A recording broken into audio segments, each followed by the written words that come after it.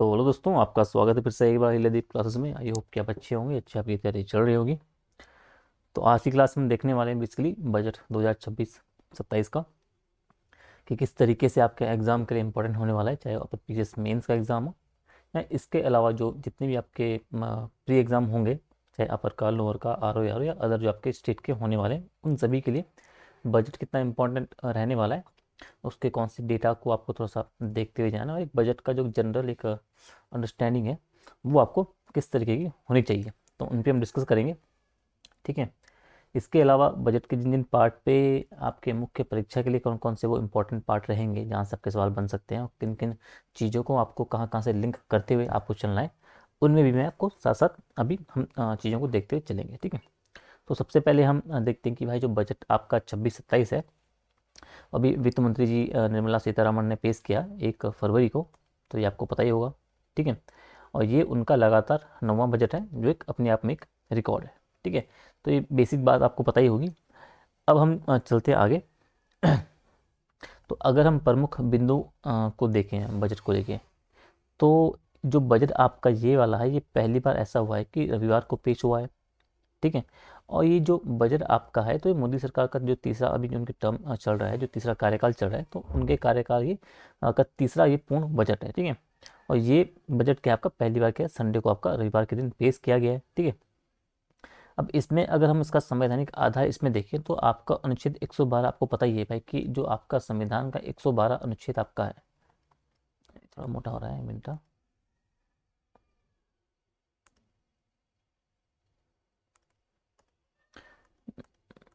जो संविधान का आपका अनुच्छेद 112 है, तो उसमें आपका जो शब्द यूज होता है, उसमें बजट शब्द का इस्तेमाल नहीं किया गया है। उसमें जो आपका शब्द इस्तेमाल होता है आपका, वो आपका वार्षिक वित्तीय विवरण। तो इस बात को थोड़ा सा आपको जानते रहना, ये काफ़ी इंपॉर्टेंट फैक्ट है जो आपके एग्जाम के परस्पेक्टिव से आपके लिए आ सकता है, तो आपको ये जानते रहना है। ठीक है। इसके अलावा अगर हम देखें, तो जो आपका 112 आर्टिकल आपका है, उसमें बजट की बात करता है, माना कि सॉरी वार्षिक वित्तीय विवरण की बात करता है। ठीक है। और इसमें जो आपका राष्ट्रपति हमारे हैं, तो वो संसद के जो आपके पटल हैं, उनमें ये वार्षिक वित्तीय विवरण जो है उन्हें प्रस्तुत करते हैं। ठीक है। तो बस आपको इस बात का ध्यान रखना है कि संविधान में कहीं भी आपका जो है बजट शब्द का इस्तेमाल नहीं किया गया है। ठीक है। इसके अलावा अगर आप देखोगे, तो ये बजट होता क्या है, अगर सिंपल से शब्दों में आप समझो, तो ये बजट जो बेसिकली आपका होता है भाई, कि जो सरकार है, तो सरकार की जो आय पैसे उसे कहाँ से आने वाले हैं आगामी 1 साल में। ठीक है। वो कहाँ कहाँ से पैसे, यानी कि उसकी अनुमानित आय कैसे होगी, कहाँ से होगी, और उस आय का जो उसके पास आएगी सरकार के पास, तो उस आय को किस तरीके से सरकार देश के विकास में किस संदर्भ में किस तरीके से खर्च करेगा, उसका व्यय क्या होगा, तो इसका पूरा हिसाब किताब आपके पास बजट में होता है। ठीक है। तो हम बोल सकते हैं कि सरकार की जो एक अनुमानित आय जो होती है, उसका आय का और उसका जो व्यय है, उन दोनों का जो विवरण आपका होता है, वो आपका क्या है, बजट आपका बेसिकली हम उसे कहते हैं। ठीक है। अब इसमें आपका ये बोल रहा है कि जो वित्तीय वर्ष आपका है, ठीक है, तो उसमें आपका 1 अप्रैल से अगले साल 31 मार्च तक का जो आपका चलता है बजट चलता है। ठीक है। तो अगर हम इस बजट की बात करें, तो ये बजट आपका है 1 अप्रैल 2026 से और 31 मार्च 2027 के लिए। ठीक है। तो इस बात को थोड़ा सा आपको ध्यान रखना है, क्या पता स्टेटमेंट वाइज आपके प्री के एग्जाम में आपको ये सवाल आपका बन जाए। ठीक है।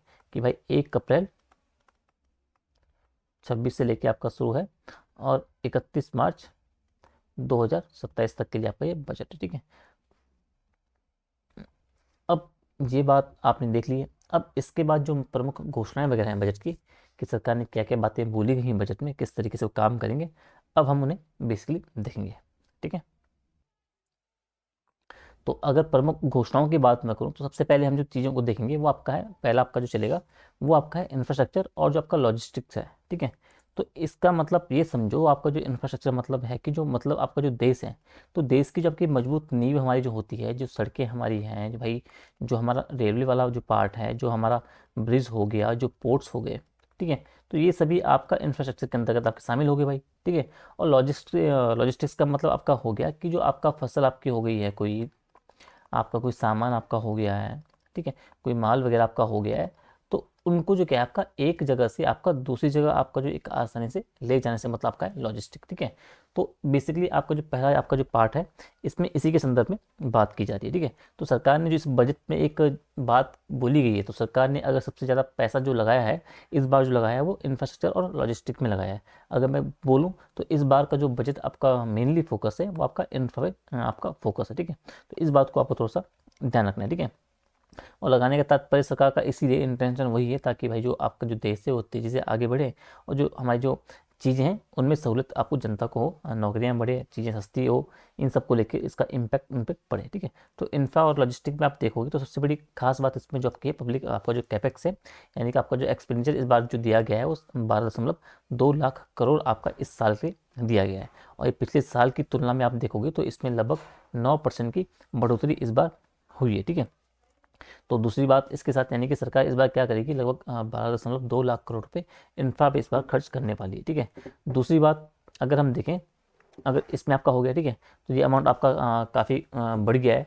अब तक का सबसे बड़ा अमाउंट है भाई, जीडीपी के करीब आप देखोगे तो 4.4% आपका ये अपने आप में हिस्सा रखता है, ठीक है।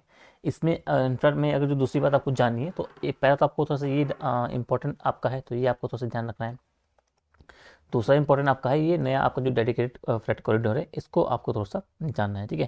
क्योंकि जो दूसरी बड़ी बात इसमें आपका यही है, अगर यहाँ पे फ्रेट का मतलब आप समझो, जो फ्रेट कॉरिडोर मतलब आप समझो तो मतलब जो आपकी जो माल गाड़ी है तो उसका जो सामान आपका ले जाने से जाने से संबंधित आप इसका मतलब समझ सकते हो, ठीक है। फ्रेट कॉरिडोर का मतलब आपका यही है, ठीक है।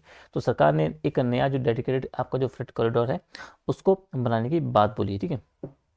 जो आपका पूर्व में आपका जो डेकोनी है पश्चिम बंगाल से वो स्टार्ट होगा और आपका जो पश्चिम में आपका जो सूरत है गुजरात तक आपका ये चलेगा, ठीक है। और ये सिर्फ आपका क्या होगा, जो माल गाड़ियाँ हैं उनके लिए एक स्पेशल आपकी एक रेल लाइन होगी, ठीक है। इसलिए है ताकि आपका क्या है कि जब भाई बहुत तेज़ आपकी होगी, सस्ती आपकी होगी, ठीक है, पर्यावरण के लिए अच्छी और कम धुआं आपका करेगा, ठीक है। इससे होगा ये कि इस पे ट्रक कम चलेंगे, जाम वगैरह नहीं होगा, ठीक है। तो इन सब में काफ़ी जो इम्पैक्ट पड़ेगा जो परिवहन को लेके अच्छा, तो उसके पर्सपेक्टिव से सरकार ने इस पे कदम उठाया, ठीक है, ताकि जो किसान है उनकी फसल जो है तेज़ रफ्तार से बाजार में पहुंच सके, फैक्ट्रियों का जो सस्ता माल है वो बेसिकली आपका अपने गंतव्य तक आसानी से पहुंच सके, ठीक है। तो इन दो बातों को आपको थोड़ा विशेष रूप से ध्यान रखना है, किसमें, अगर जब बात आप करोगे इंफ्रा और लॉजिस्टिक की बात करोगे, ठीक है। तो इनसे आपके थोड़ा सा चांस बढ़ जाते हैं सवाल आने के संदर्भ में। दूसरा अगर आप देखोगे तो दूसरा आपका यहाँ पे खनिज और रणनीतिक संसाधन के संबंध में बातें बोली गई है, तो इस पॉइंट को भी आपको थोड़ा सा याद रखना है, ठीक है। अब इसमें स्पेशली जो बात बोली गई है यहाँ पे रेयर अर्थ कॉरिडोर की बात बोली गई है। अगर आप रेयर अर्थ का मतलब समझो, ठीक है, तो इसका मतलब ये है कि जो विशेष धातु हैं और लगभग 16-17 धातुएं ऐसी होती है विशेष धातुएं जिनका उपयोग विशेष रूप से आपका मोबाइल आपके हो गए हैं, ठीक है। मोबाइल के साथ आपका जो कंप्यूटर आपका हो गया है, इसके साथ जो आपका इलेक्ट्रिक कार आपकी हो गई है, जो आपकी विंड टर्बाइन आपकी हो गई है, आपके डिफेंस और जो हाई और टेक चीज़ें हैं उन सभी में इनका जो इस्तेमाल आपका रेयर अर्थ आपके जो मटेरियल है इनका इस्तेमाल आपका होता है, ठीक है। और ये बहुत ही कम संख्या में मिलती है। और इनमें अगर देखोगे तो ज़्यादातर इनका जो एक जो चीज़ें आती है ये चाइना से आपकी आती है, ठीक है। तो ये बेसिकली अब भारत जो इस पे चाह रहा है, भारत ये चाह रहा है कि हम इसे खुद बनाएं भाई, ठीक है, ताकि हमारी जो निर्भरता है वो विदेशों पे कम हो जाए, ठीक है। वो तो बजट में इसीलिए इन्हें क्या है, जो आपका क्रिटिकल आपका बजट में जो बोला गया है इन्हें, वो आपका क्रिटिकल मिनरल्स आपका बोला गया है, ठीक है। तो इस बात को थोड़ा सा आपको जानना है, ठीक है। अब इसमें आप देखोगे तो ये छोटी छोटी जो धातुएं आपने हैं भाई, ये आपने समझ ली कहाँ इस्तेमाल होती है, ठीक है। अब बजट में ऐलान किया गया है, बजट में जो बातें बोली गई है कि रियर अर्थ कॉरिडोर जो आपका है, दुर्लभ पृथ्वी कॉरिडोर, ये हम बनाएंगे, ठीक है।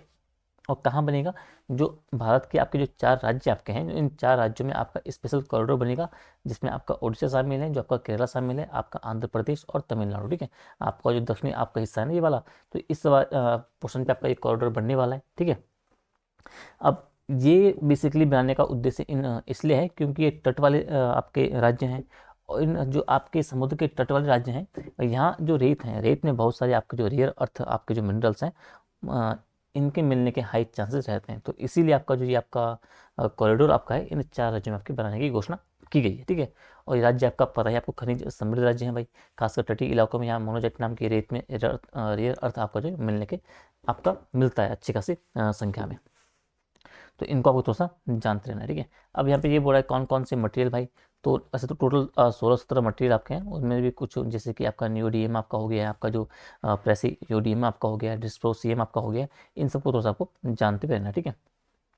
अब इनका महत्व अगर हम देखें तो ये आपका जो ये है भाई कि ये आपका जो परमानेंट आपका मैग्नेट है, इनके बनाने में इस्तेमाल होते हैं भाई। आपका जो ईवी आपका हो गया, जो इलेक्ट्रिक वाहन आपके हो गए, आपका रिन्यूएबल एनर्जी आपकी हो गई है, आपके इलेक्ट्रॉनिक्स, डिफेंस, आपका एरोस्पेस, इन सभी में आपका इनका इस्तेमाल काफ़ी मात्रा में होता है, ठीक है।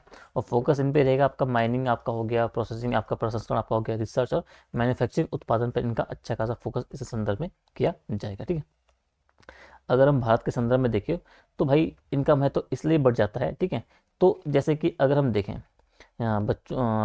अगर भारत की अगर सेल्फ रिलायंस, अगर इसमें आत्मनिर्भरता भारत बढ़ाएगा तो उसकी जो निर्भरता आपकी चीन पे है वो कम हो जाएगी, उससे इम्पोर्ट हमारा कम हो जाएगा, ठीक है। हमारी जो हाईटेक इंडस्ट्री हमारी है, सेमीकंडक्टर की बात आप कर लो, ईवी की बात कर लो, क्लीन एनर्जी की बात कर लो, इसमें एक मजबूती, उसको एक मजबूत एक सपोर्ट मिलेगा, इससे रोजगार इससे बढ़ने के चांसेस बढ़ेंगे, खनन फैक्ट्री रिसर्च में आपकी नई नई नौकरियाँ निकलेगी, राष्ट्रीय सुरक्षा की बात आएगी, डिफेंस और टेक्नोलॉजी के लिए आपका एक जरूरी आपकी चीज़ें हैं, और पर्यावरण फ्रेंडली भी आपका है, रिन्यूएबल एनर्जी को इससे बढ़ावा मिलेगा। तो इन वजहों से क्या आपका जो ये आपका कॉरिडोर है ये आपका महत्वपूर्ण हो जाता है, इसे आपको थोड़ा सा जानते हुए रहना है, ठीक है, ठीक है। तो सरकार ने हालांकि नवंबर 2025 में आपका जो रेयर अर्थ मैग्नेट स्कीम थी वो भी शुरू की थी, लेकिन अब क्या है, अब इन 4 राज्यों में क्या आपका कॉरिडोर जो बन रहा है उससे अब इस स्कीम में और तेजी आपकी आएगी। तो इन बातों को थोड़ा सा आपको जानते रहना है, ठीक है। अगला इसमें आपका जो बोल रहा है आपका है उद्योग और विनिर्माण, आपका जो इंडस्ट्री आपका जो है इसको लेके आपकी चीज़ों को ये बोल रहा है। तो उद्योग मतलब आप समझो भाई कि जो आपकी फैक्ट्रियाँ आपकी हो गई है, आपका जो बिजनेस आपका हो गया है, ठीक है। आप विनिर्माण मतलब आप समझोगे कि भाई जो चीज़ें आपकी बनती है, ठीक है, उनसे आप जनरली आप समझो, ठीक है। और बजट में आप देखोगे तो सरकार ने क्या किया है, सरकार ने 7 आपके जो स्ट्रेटेजिक सेक्टर है उनमें स्केल अप किया है, ठीक है। जिसमें आपका टेक्सटाइल शामिल है, आपका चिप, आपका सेमीकंडक्टर आपका शामिल है, आपका इलेक्ट्रॉनिक्स शामिल है, ठीक है। और ये सभी क्या आपका आत्मनिर्भर भारत आपका जो हो गया, ठीक है, आत्मनिर्भर भारत आपका हो गया, ठीक है। और जो ज़्यादा नौकरियां हैं उन सब उनको बनाने के लिए, जनरेट करने के लिए ये आपका काफ़ी इंपॉर्टेंस आपका हो जाता है, ठीक है। तो सरकार चाहती है कि भारत क्या है कि भारत अब खुद सब कुछ बनाए, ठीक है, बाहर से कम मंगवाए, अपना आयात जो है उसे घटाए और निर्यात ज़्यादा से ज़्यादा करे, ताकि जो इसके साथ जो हमारी जो लाखों नौकरियां हैं वो देश के अंतर्गत हमें आपका जनरेट हम कर पाएँ, ठीक है। अगर हम पहला इसमें देखेंगे तो इसमें जो टेक्सटाइल सेक्टर की बात की गई है, तो इसमें अगर देखोगे तो ये बहुत बड़ा सेक्टर आपका है भाई, ठीक है। जैसे आपका कपड़े, जीन्स, साड़ी बनाना ये सब आपका इसमें आ जाएगा, ठीक है। और सरकार ने क्या किया कि सरकार ने एक बड़ा आपका एक इंटीग्रेटेड जो प्रोग्राम है वो शुरू किया है, ठीक है, जो कि अपने आप में 5 हिस्सों वाला है, 5 सब पार्ट उसमें आपके हैं, ठीक है। तो इंटीग्रेटेड प्रोग्राम लॉन्च किया है सरकार ने, ठीक है। अगर आप देखोगे तो नेशनल फाइबर स्कीम इसमें है, जैसे कि प्राकृतिक और जो मैनमेड फाइबर है उसमें सेल्फ आत्मनिर्भरता हासिल करनी भाई। आपका जो टेक्सटाइल आपका एक्सपेंशन एंड आपका जो एम्प्लॉयमेंट स्कीम आपका है उसमें क्लस्टर आपका जो मॉडर्नाइजेशन आपका हो गया, मशीनरी अपग्रेड आपका हो गया, और कॉमन टेस्टिंग सेंटर जैसी चीज़ें उसमें शामिल है, ठीक है। तो इसमें आपको थोड़ा सा जानते रहना, ठीक है। अब टेक्सटाइल में अगर आप इसमें देखोगे तो इसमें ये बोल रहा है सरकार कि भाई जो आपके जो टेक्सटाइल एक्सपेंशन आपकी जो स्कीम है, आपके जो पुराने क्लस्टर आपके हैं, जो पुराने क्लस्टर आपके हैं, जैसे सूरत की बात करें हम, जैसे अन्य शहरों में आपके हैं, तो उनमें आपकी जो नई मशीनें हैं, जो नई टेक्नोलॉजी है और जो नए टेस्टिंग सेंटर है उनका निर्माण वहाँ पे किया जाएगा, ठीक है। अगला ही आपका बोल रहा है कि mega textile park challenge mode में, ठीक है। तो इसमें आपका ये है कि जो बड़े बड़े पार्क बनेंगे जहाँ सब कुछ एक जगह बनेगा, ठीक है। तो आपका एक इंटीग्रेटेड मैन्युफैक्चरिंग आपका होगा, और निवेश आकर्षित करने के लिए, यानी कि आपके बड़े बड़े मेगा टेक्सटाइल पार्क बनाए जाएंगे, उनमें इसलिए बनाए जाएंगे ताकि एक इंटीग्रेटेड मैन्युफैक्चरिंग वहाँ हो, ठीक है, सब कुछ वहाँ पे एक साथ बनेगा, और ताकि ज़्यादा से ज़्यादा हम जो एक इन्वेस्टमेंट है वहाँ अपने उसे आकर्षित कर पाएँ, ठीक है। अगला इसमें जो बात बोली गई है वो आपकी महात्मा गांधी ग्राम स्वराज आपका इनिशिएटिव की बात बोली गई है इसमें, ठीक है। तो आपका इसमें क्या है, जो आपका खादी और जो हैंडलूम है उनको मजबूत करने की दिशा में इसको लाया गया है, ठीक है। और जो गाँव में काम है इसके जरिए उसे बढ़ाया जाए, ठीक है।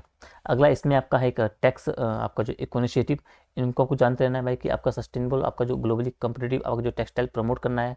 और अगला आपका जो लास्ट है वो आपका है समर्थ 2.0, यानी कि आपका जो एक स्किलिंग आपकी जो इकोसिस्टम है, आपका जो स्किल ट्रेनिंग आपकी होगी, इनको अपग्रेड करना है भाई। आपकी इंडस्ट्री और जो एकेडमिक है इन दोनों को साथ में लाना है, ठीक है।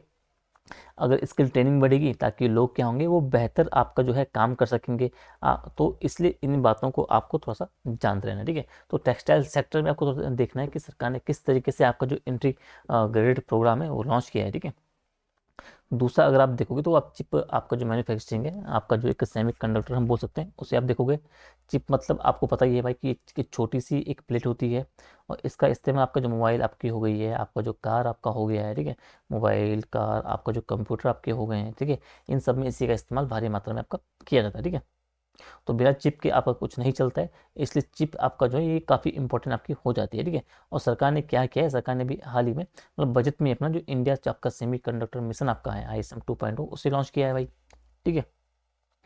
अब इसको लॉन्च किया है तो अब जो 2.0 है, ठीक है, तो इसमें ये जो आपकी जो ISM आपकी 1. जो आपकी पहला पड़ाव था, उसका जो पहला आपका जो फेज था, उसमें अच्छी खासी सफलता मिली थी, ठीक है। उपकरण और जो मटेरियल प्रोडक्शन था, फुल स्टैक इंडियन आपका जो IP डिजाइन सप्लाई चेन से मौजूद करना है। अब इसमें जो बातें बोली जा रही है, जो आपका पहला आपका जो चरण था, तो उसने अच्छा काम किया गया।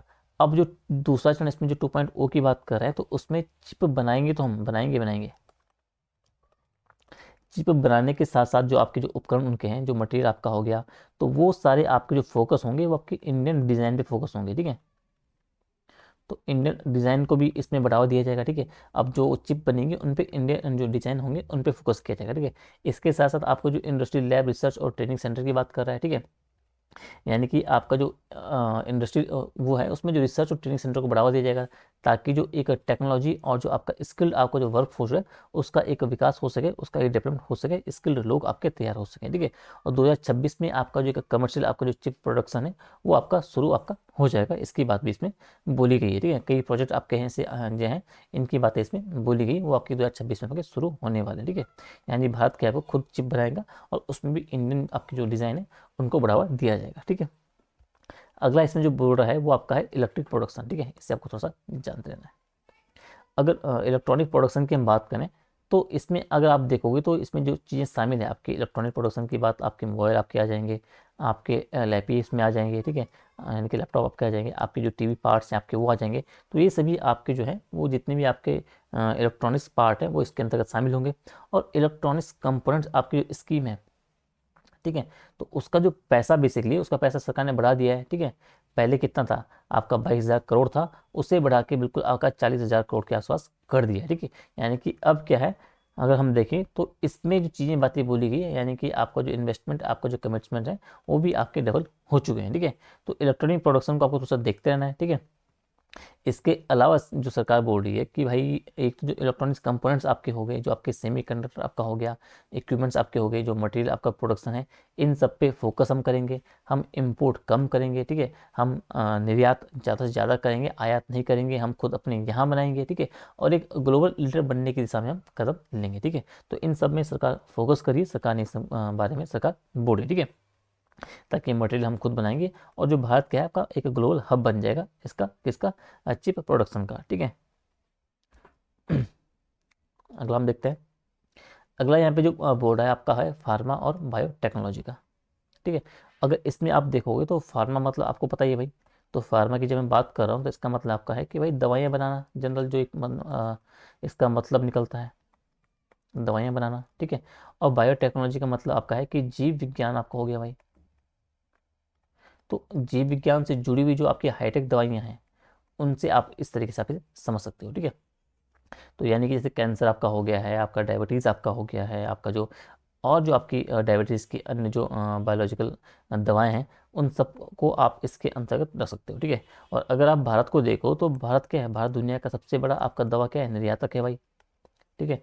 लेकिन आपका जो आप देखते हो, तो भारत में आपका जो हाई एंड आपका जो बायोलॉजिकल दवाएं हैं, वो बेसिकली अभी भी कम बनती है, ठीक है। तो बजट में सरकार ने क्या बात बोली गई है कि जो आपकी जो हाई एंड जो आपकी मेडिसिन आपकी हैं, जो बायोलॉजिकल दवाएं हैं, वो भी कम बनती है। तो सरकार ने बोला है कि इन्हें बढ़ावा दिया जाएगा, ताकि भारत के आप अब जो भारत एक एक ग्लोबल हब के रूप में आपके उभर सके, दवाएं सस्ती हो और नौकरियां हमें ज़्यादा से ज़्यादा हम इसमें जनरेट कर पाएँ, ठीक है। अगर इसमें आप देखो तो कुछ बातें बोली गई है, जैसे बायो फार्मा शक्ति योजना की बात बोली गई है। अब इससे आप देखोगे तो बायो फार्मा शक्ति या शक्ति की फुल फॉर्म आप पढ़ोगे तो कि भाई जो स्ट्रेटजी फॉर जो हेल्थ केयर आपका जो एडवांटेजमेंट थ्रू और नॉलेज टेक्नोलॉजी एंड इनोवेशन, ठीक है। तो इसको आपको थोड़ा सा जानते रहना है, ठीक है। यानी कि सबसे बड़ी जो बात आपकी यही है, इसकी जो बायो फार्मा शक्ति योजना की बात है। अभी योजना शुरू की गई है, ठीक है। इसमें आपका जो है 10,000 करोड़ रुपए का जो लगाए जाएंगे अगले 5 सालों में, ठीक है।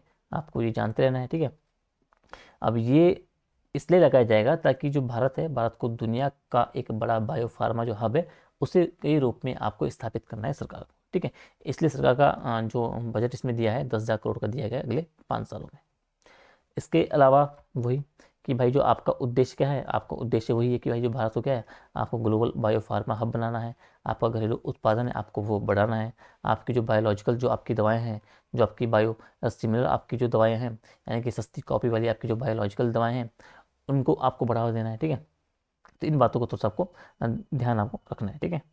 अब इसमें जो फोकस जो रहेगा आपका, जैसे कि आपकी नॉन कम्युनिकेबल डिसीज आपकी हो गई, जैसे डायबिटीज़, कैंसर, ऑटोइम्यून डिसऑर्डर, यानी कि जबकि फैलती नहीं है, इनके इलाज से लेकर आपका जो बायोलॉजिकल दवाएं हैं बहुत ज़रूरी हैं, जो लंबी उम्र और बेहतर जीवन देती है, ठीक है। लाभ इससे ये होगा भाई, इस स्कीम से, इस योजना से हमारा इम्पोर्ट कम होगा, दवाएं सस्ती होगी, रिसर्च बढ़ेगी और नौकरियाँ हमारी यहाँ आएंगी, ठीक है। तो इसको आपको थोड़ा सा बायो जो आपके फार्मा शक्ति है, इसे आपको थोड़ा सा जानते रहना है।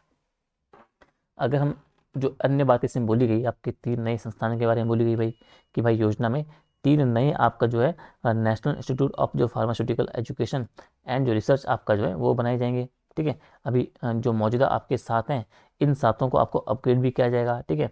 तो इन्हें आपको थोड़ा सा जानते रहना है, ठीक है। तो ये आप समझिए ना, NIPR आप समझ गए कि भाई ये है क्या। तो इसका मतलब वही समझो कि भाई जो आप मतलब इससे आप ये समझो कि जो फार्मा की जो पढ़ाई होगी ना, तो फार्मा की पढ़ाई और जो रिसर्च होगी उसके लिए एक बड़े बड़े इंस्टीट्यूट के रूप में इन्हें स्थापित किया जा रहा है, ठीक है। जैसे IITI आपके होंगे, ठीक है, लेकिन ये होंगे सिर्फ दवाओं के लिए। तो इन्हें आपको थोड़ा सा जानते रहना है, ठीक है। ताकि क्यों, ताकि जो रिसर्च होगी, नई दवाएं बनेगी, उनसे ट्रेनिंग और जो स्किल्ड लोग हैं वो सब तैयार होंगे, ठीक है। तो इन्हें आपको थोड़ा सा जानते रहना है। ये आपका हो गया, ठीक है। वही ठीक है। कुछ अन्य जो इसके पॉइंट आपके हैं भाई, तो 1,000 से ज़्यादा जो आपका एक्रीडिटेड आपका जो क्लिनिकल ट्रायल है वो साइड बनाई जाएंगे, यानी कि जो क्लिनिकल ट्रायल मतलब क्या है, नई दवाओं की टेस्टिंग आपको पता ही है। अब CDSCO की बात यहाँ पे बोला जा रहा है, यानी कि जो Central Drugs Standard Control Organisation है, इनको मजबूत किया जाएगा। ग्लोबल स्टैंडर्ड्स और जो आपके अप्रूवल होंगे उन्हें तेज और बेहतर किए जाएंगे, ठीक है। तो इन बातों को थोड़ा सा आपको अलग से थोड़ा सा जानते हुए रहना है। अगला हम देखेंगे, तो इसमें अगर आप देखोगे तो बजट में सरकार ने क्या किया है कि बजट में सरकार ने ये कहा कि देश की अर्थव्यवस्था है, तो देश की जो हमारी इकोनॉमी है, देश की अर्थव्यवस्था को क्या है, देश की अर्थव्यवस्था को क्या है, उनको अगर मजबूत हमें रखना है, तो मजबूत रखने के लिए बेसिकली आपका जो 6 बड़े आपके जो क्षेत्र हैं उन पे फोकस करने की बात बोली गई है, ठीक है। और ये 6 स्तंभ ऐसे ही आपके जो आपके एक मजबूत स्तंभ है, और इन पर अगर हम काम करेंगे तो हम जो आपकी 7% की हमारी जो एक ग्रोथ रेट है उसे हम बनाए रखेंगे, और उससे हमारे जो देश है, जो हमारी अर्थव्यवस्था है, उसको अच्छा खासा फायदा होगा, ठीक है। पहला क्षेत्र जो बात ये बोल रहा है, तो पहला क्षेत्र आपका है वो आपका जो 7 रणनीतिक आपका और जो फ्रंटेड सेक्टर में आपका जो विनिर्माण को स्केल अप करने की बात बोल रहा है, ठीक है।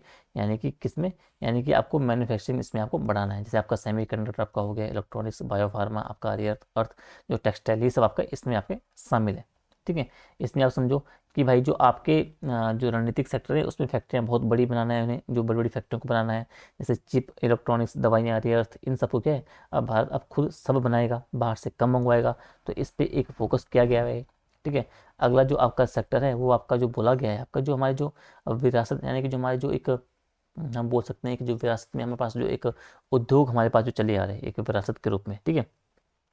तो इनने जो विरासत और जो पुराने औद्योगिक क्षेत्र बेसिकली है उनका हमें पुनरुद्धार करना है, ठीक है। जो हमारे 100, 150, 200 साल पुराने जो हमारे इंडस्ट्रियल क्लस्टर हैं उनको हमें रिवाइव करना है। पुरानी फैक्ट्रियाँ हैं जो उनको जो क्षेत्र हैं उन सबको हमें और मजबूत बनाना है, ठीक है। यानी कि जो पुराने फैक्ट्री वाले इलाके हैं उनको हम एक नई जान डालने का काम करेंगे, ठीक है। और लगभग हम देखेंगे तो जो लगभग 200 पुराने ऐसे क्लस्टर हैं, ठीक है, तो उनको हम रिवाइव करेंगे ताकि जो पुरानी फैक्ट्रियाँ हमारी है वो अच्छे से चल पाए भाई, ठीक है। और जो अच्छे से फिर से लेंगी और अच्छे से अगर ज़्यादा से ज़्यादा नौकरियाँ वो जनरेट कर पाएंगे, ठीक है। तो इन बात को आपको थोड़ा सा देखते हुए रहना है। तीसरा बोला गया है कि जो आपकी जो MSME की बात कर रहे हैं, ठीक है, यानी कि जो MSME सेक्टर है उसको हमें चैंपियन बनवाना है। ठीक है। यानी कि हमारे जो छोटे मध्यम आपके जो बिजनेस है उसको हम बहुत सपोर्ट करेंगे, पैसा, ट्रेनिंग वो सभी उन्हें देंगे ताकि वो बड़े ग्लोबल एक प्लेयर बन सके, ठीक है। तो एमएसएमई को हमें ग्लोबल लेवल तक बनाना है, ग्लोबल लेवल पर चैंपियन बनाना है। 10,000 करोड़ जो आपके एसएमई ग्रोथ फंड और सपोर्ट की इसमें बात बोली गई है, इसको आप थोड़ा सा देखना है। चौथा जो बात बोली गई है वो आपका इंफ्रास्ट्रक्चर और शक्तिशाली पुश की बात बोली गई है, ठीक है। यानी कि जो इंफ्रास्ट्रक्चर है उस पर एक बहुत जोर हमें देना है। हमारी जो सड़कें हैं, हमारी जो एक रेल ब्रिज, नए फ्रेट कॉरिडोर हैं, जो कुछ भी हैं उन सबको हमें एक अच्छे खासे अमाउंट में, एक अच्छी स्थिति के साथ, मजबूती के साथ बनाना है भाई, ठीक है। और कैपेक्स में जो बढ़ोतरी आपकी हुई है, आपका 12.2 लाख का जो बजट आपको दिया गया है, ठीक है, इन सब की बात इसमें बोली गई ताकि जो देश अच्छी तरीके से विकास कर पाए। पांचवा इसमें जो बोर्ड है वो आपका है सबसे लंबी अवधि की जो ऊर्जा सुरक्षा हमारी है उसको, और स्थिरता जो बेसिकली है उसको हमें सुनिश्चित करना है, ठीक है। यानी कि जो हमें एक ऐसी ऊर्जा प्राप्त करनी है जो लंबे समय की ऊर्जा हो, ऐसे नहीं कि शॉर्ट टाइम में हो। जैसे कि सोलर विंड आपकी हो गई है, आपकी क्लीन एनर्जी, आपकी सोलर एनर्जी आपकी हो गई है, विंड एनर्जी आपकी हो गई है, आपका जो क्लीन एनर्जी आपकी हो गई है, ठीक है। Renewable energy, green energy, carbon capture, energy security, इन सब की बातें करिए, ठीक है, ताकि बिजली हमें हमेशा मिले और जो हमारा पर्यावरण है वो भी साथ साथ हमारा साफ रहे, ठीक है। तो इस पे भी अच्छा खासा फोकस किया गया है। और अंतिम जो आपका सेक्टर है वो ये बोल रहा है कि आपको जो बड़े शहरों के आसपास जो है उनके आसपास हमें एक सिटी इकोनॉमिक रीजन का विकास करना है। यानी कि जो आपके शहरी आर्थिक क्षेत्र हैं उनका हमें विकास करना है। बड़े जो शहर हैं उनके आसपास का जो क्षेत्र है उनको हमें एक आर्थिक हब बनाने के रूप में काम करना है। यानी कि अर्बन जो डेवलपमेंट है और जो क्लस्टर अप्रोच हमें अपनानी है, ठीक है, ताकि शहर मजबूत हों। वहाँ हमें एक शहर मजबूत होगा, विकास बढ़ेगा, वहाँ पे जो नौकरियाँ हैं वो जनरेट होगा। इन सबको इस तरीके से आप थोड़ा सा देख सकते हैं। तो ये 6 सेक्टर जो आपके हैं इनको आपको थोड़ा सा देखना है कि सरकार के फोकस के 6 प्रमुख सेक्टर जो रहे हैं, ठीक है। इसके अलावा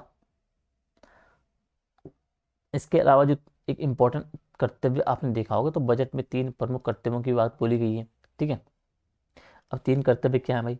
पहला कर्तव्य जो कर्तव्य मतलब आप ये समझो कि ऐसे ये 3 वादे सरकार के द्वारा बोले गए हैं कि ये ऐसे वादे हैं जो देश को हमें आगे ले जाने में काम करेंगे, जो भूमिका निभाएंगे। पहला कर्तव्य जो बोल रहे हैं वो आपका है कि भाई जो आर्थिक विकास है उसकी रफ्तार को हमें बढ़ाना है। तो पहले जो कर्तव्य, अगर सिर्फ कर्तव्य याद याद करना है तो आपका रफ्तार है, ठीक है। तो पहला कर्तव्य आपका है रफ्तार। रफ्तार कहने की जो अर्थव्यवस्था हमारी है, जो आर्थिक विकास हमारी है, तो आर्थिक विकास की रफ्तार को हमें बढ़ाना है। हमें बहुत ही तेज दौड़ाना है उसे, कभी रुकने नहीं देना है। मतलब इसका मतलब क्या है भाई कि जो हमें ज़्यादा फैक्ट्रियाँ बनवानी है, ज़्यादा नौकरियाँ जनरेट करनी है, ज़्यादा पैसा नागरिकों के हाथ में देना है ताकि उत्पादकता बढ़ सके, प्रतिस्पर्धा मजबूत हो सके, वैश्विक चुनौतियों से हमारी बचाव हो सके, ठीक है। और ओवरऑल हमारी जो अर्थव्यवस्था होगी वो तेज हमारी दौड़ेगी। देश हर साल जो है लगभग 7% की वृद्धि दर अपनाएगा, को हासिल करेगा, इस स्पीड से वो बढ़े, ठीक है। तो पहला कर्तव्य हमारा रफ्तार है। दूसरा जो कर्तव्य है वो आपका है क्षमता, ठीक है। तो क्षमता की जो दूसरा है, यानी कि जो क्षमता किसकी, भाई की जो लोगों की आकांक्षाओं को पूरा करना है और उनमें जो क्षमता निर्माण हमें करना है, ठीक है। लोगों को हमें मजबूत बनाना है, उन्हें भारत की समृद्धि में साझेदार बनाने का भी काम करना है। और कैसे बनेगा भाई? कि भाई जैसे अच्छी शिक्षा हम उन्हें देंगे, हम अगर हम एजुकेशन की बात करें, हम स्किल्स की बात करें, भाई हम अच्छी शिक्षा देंगे, अच्छे स्किल देंगे, अच्छी नौकरी देंगे, ठीक है, ताकि हर कोई अपने सपने पूरे कर सके और देश की जो तरक्की में क्या है वो शामिल हो सके। तो क्षमता को थोड़ा सा आपको ध्यान रखना है। तीसरा आपका जो बोर्ड कर्तव्य आपका बोल रहा है वो है आपका सबका साथ, ठीक है। यानी कि हमें सबका साथ एक साथ लेके चलना है, सबका साथ सबका विकास, ठीक है। सबका साथ की बात कर रहा है, यानी कि कोई भी हमारा जो नागरिक है, कोई भी जो साथ वाला है वो पीछे ना छूटे। तो सबका साथ को में ध्यान रखना है कि अब इसमें कौन कौन, किसान की बात आप कर लीजिए भाई, आप अब महिलाओं की बात कर लीजिए, आप दलित की बात कर लीजिए, आप युवाओं की बात कर लीजिए, आप गरीब की बात कर लीजिए, ठीक है। तो हमें सबको क्या है, सबको साथ लेके सबका विकास में करना है, सबको संसाधन, सुविधा, मौका सबको मिले, ठीक है। और यही आपका क्या हो जाएगा, सबका साथ सबका विकास आपका हो जाएगा। यही तो है सबका साथ सबका विकास, है ना, सबका साथ सबका विकास। अगला क्या है इसमें कुछ इंपॉर्टेंट? अगला एक ये है कि अर्थव्यवस्था पे सरकार का रिपोर्ट कार्ड। सरकार ने कुछ बातें बताई है कि हमारी अर्थव्यवस्था कैसी रही है, हमने क्या क्या अचीव किया है, ठीक है। तो सबसे पहले अगर हम देखें तो पिछले 10-12 सालों की बात इसमें सरकार ने बोली कि एक तो आत्मनिर्भरता की बात की भाई, कि भाई सरकार ने ये बोला है कि भाई हमने क्या है, हमने मैन्युफैक्चरिंग को बूस्ट दिया है भाई, ठीक है। ऊर्जा सुरक्षा हमने मजबूत की है, ठीक है। और जो आपका क्रिटिकल इम्पोर्ट्स हमारे हैं जो बेसिकली हैं, उन पे निर्भरता हमारी क्या है, उन पे भी हमारी निर्भरता कम, निर्भरता में बेसिकली हमारी कमी आई है, ठीक है। हमारी जो पीएलआई स्कीम है, ठीक है, और जो घरेलू उत्पादन से क्या है बढ़ावा मिला है। तो आत्मनिर्भरता की बात सरकार बोल रही है कि हम आत्मनिर्भर हम हुए हैं अच्छे खासी मात्रा में, मैन्युफैक्चरिंग में भी और ऊर्जा सुरक्षा में भी। सेकेंड बात सरकार ने बोली है कि भाई जो आपकी जो ग्रोथ दर, आपकी जो ग्रोथ रेट, विकास दर आपकी है, यानी कि भाई जो लगभग 7% की जो मजबूत वृद्धि दर है, जिससे कि आपका मतलब हम जो एक मजबूत रखता है हमने पकड़ रखी है 7% की। और ये क्या है बेसिकली, ये एक नंबर नहीं है, इसने ऐसा किया है कि जो करोड़ों लोग हमारे जो देश के थे उनको गरीबी से बाहर निकालने का काम किया है, ठीक है। तो इसने गरीबी उन्मूलन में क्या आपका तेजी से तेजी आई है। करोड़ों लोग आपका क्या गरीब रेखा से इसके जरिए क्या है बाहर आपके हुए हैं। तीसरा सरकार ने बोला है 12 वर्षों का अनुभव, ठीक है। सरकार ने बोला है कि भाई जो इन 12 वर्षों में हमें जो अर्थव्यवस्था हमारी है वो स्थिर रही है, महंगाई को हमने प्रभावी ढंग से कंट्रोल किया है, ठीक है। तो उसमें आपका जो एक इन्फ्लेशन वगैरह है, इनमें आपकी एक ऐतिहासिक कमी आई है, कोर इन्फ्लेशन आपका स्थिर रहा है, ठीक है। ये सब सरकार ने बातें बोली है कि अर्थव्यवस्था हमारी स्थिर रही, चाहे दुनिया में, देश दुनिया में बेसिकली चाहे कितना भी उथल पुथल हो, लेकिन भारत की जो अर्थव्यवस्था थी, जो इकोनॉमी थी, वो अपनी एक प्रभावी ढंग से हमने उसे कंट्रोल किया है। अगला सरकार ने ये कहा चौथा कि वैश्विक चुनौतियां, कि भाई जो आपका वैश्विक व्यापार में अनिश्चितता जो आपकी देखी गई थी, जो आपकी सप्लाई चेन संकट आपका जो देखा गया था, आपका जो जियो पॉलिटिक्स आपकी जो एक परिवर्तन आपको देखने को मिलता है, उनके बावजूद भी भारत की स्थिति क्या है, अन्य देशों के मुकाबले मजबूत और स्थिर आपकी रही है, ठीक है। तो इस बात को भी आपको देखना है, ठीक है।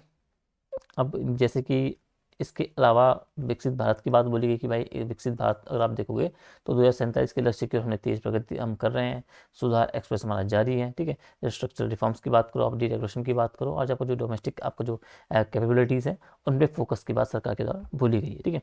तो ये सरकार ने कुछ बातें बताई अपनी कि हमारा रिपोर्ट कार्ड रहा है भाई, आत्मनिर्भरता की बात हो, विकास दर की बात हो, हमारा जो एक इकोनॉमी वर्षों की एक्सपीरियंस जो रहा है, अनुभव जो रहा है 12 वर्षों का, और जो एक वैश्विक चुनौतियों के बाद भी जो देश की स्थिति जो मजबूत सख्त रही है, उनकी सरकार के द्वारा बातें बोली गई है। अब इनके अलावा कुछ स्लाइड हैं वो हम थोड़ा सा देख लेते हैं।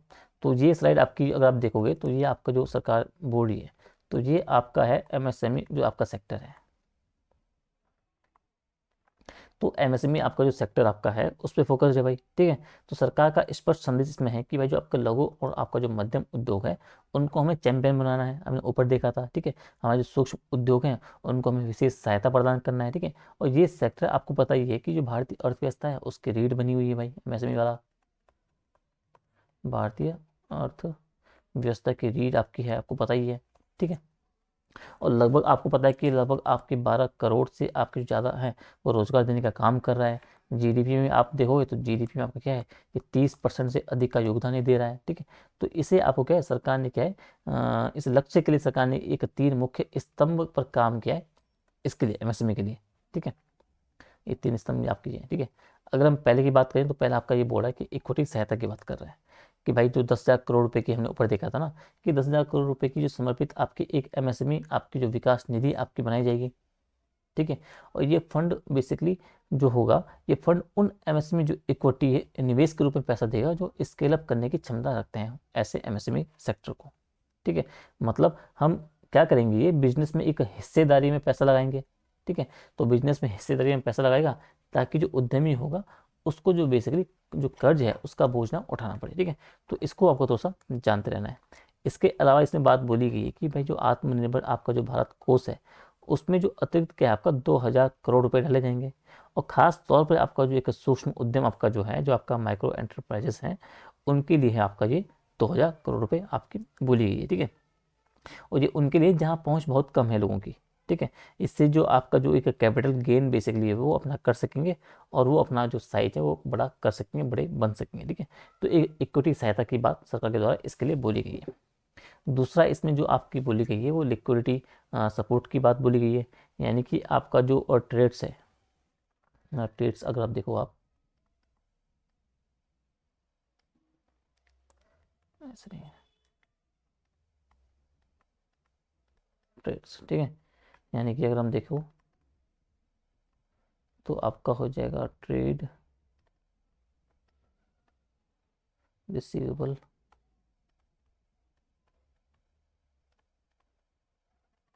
डिस्काउंटिंग